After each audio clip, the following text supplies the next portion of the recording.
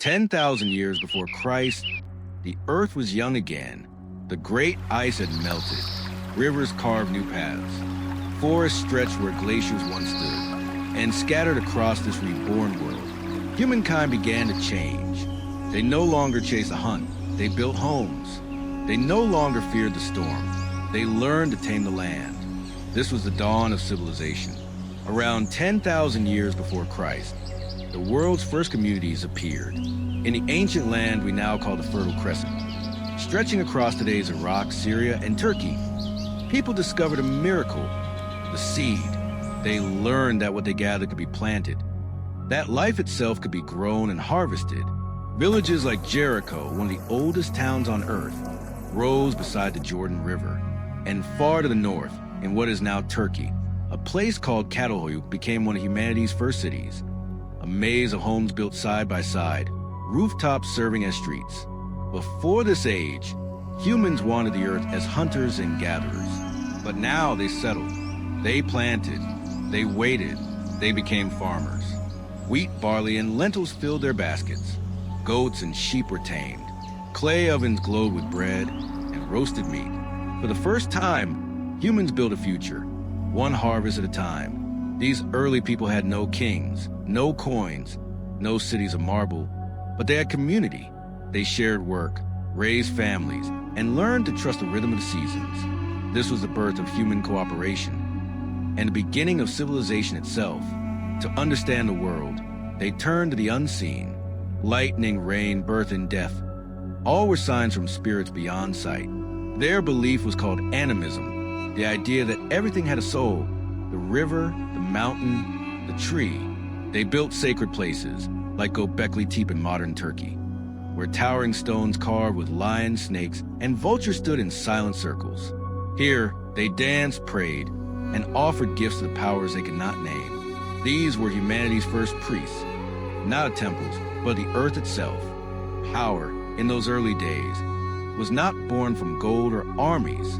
It was born from knowledge. The man who could track the stars ruled time. The woman who could heal the sick ruled health. The elder who remembered the rains ruled survival. Power was respect, not dominance. It came from wisdom, age, and service to the tribe. Yet as settlements grew, so did ambition. Some tribes grew stronger, others weaker. Fences became borders. The first sparks of control and conflict began to burn. There were no schools, no books, no alphabets, yet knowledge thrived. Education was life itself. Children learned by watching how to sow seed, weave cloth, shape tools, and tell stories. Elders passed wisdom through memory, songs, carvings, and spoken tales that carried lessons across generations. Every story by the fire was a classroom. Every hand that worked was a student. Life was simple, yet full. People dressed in animal skins and woven grass. They cooked over fire pits, storing food in clay jars sealed with mud. They bartered, grain for meat, tools for pottery. There was no money, no market, only trust and exchange. Travel was slow by foot or by river raft made of logs and reeds. Health was fragile. Life expectancy rarely passed 35 years. But joy was found in community, dance, and song. Not all was peace. As villages grew, they competed for fertile land and water. The first warriors appeared.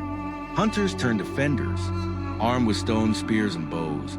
They guarded their homes, not for conquest, but for survival. These were the world's first soldiers, protectors of family, of food, of fire.